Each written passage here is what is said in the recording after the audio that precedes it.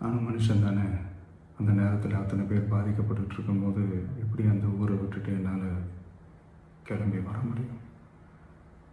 நான் திரும்ப அங்கே போகணும்னு இருந்துச்சுன்னா அதை ஒரு காரணம் காட்டி அங்கே வேறு சில பதட்டமான சுச்சுவேஷன்ஸ், வேறு சில அசம்பாவிதங்கள் அந்த மாதிரி எதுவும் நடந்துடக்கூடாதுன்றதுக்காக தான் நான் அவாய்ட் பண்ணேன்.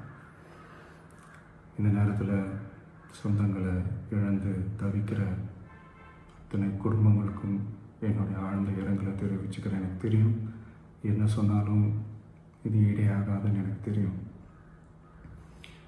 ஹாஸ்பிட்டலில் ட்ரீட் பண்ணிகிட்ருக்கிற எல்லாருமே சீக்கிரமாக க்யூர் ஆகி வரணுன்றதை இந்த நேரத்தில் நான் வேண்டிக்கிறேன்.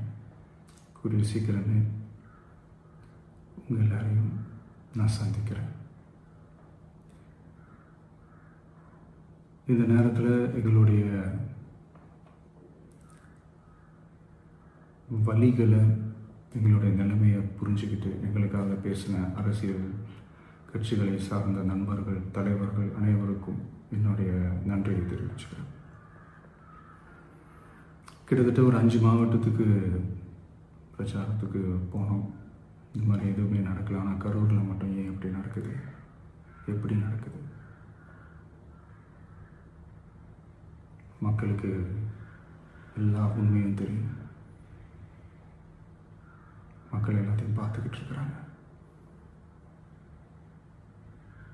கரூரை சேர்ந்த அந்த மக்கள் அந்த உண்மையெல்லாம் வெளியில் சொல்லும்போது எனக்கு கடவுளே நேரில் வந்து இறங்கி அந்த உண்மைகள்லாம் சொல்கிற மாதிரி எனக்கு தோணுச்சு. சீக்கிரமே எல்லா உண்மைகளும் வெளியில் வரும்.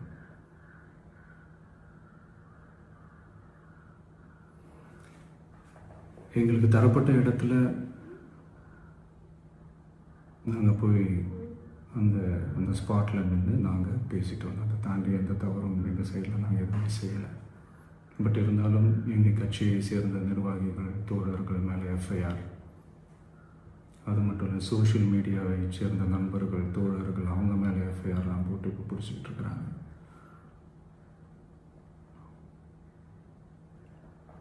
சிஎம் சார்,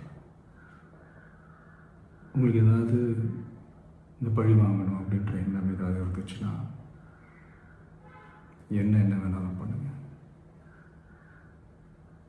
அவங்க மேலே கை வைக்காதீங்க. நான் ஒன்று வீட்டில் இருப்பேன், இல்லை நான் ஆஃபீஸில் இருப்பேன். என்ன வேணாலும் செய்யுங்க. நண்பர்களே,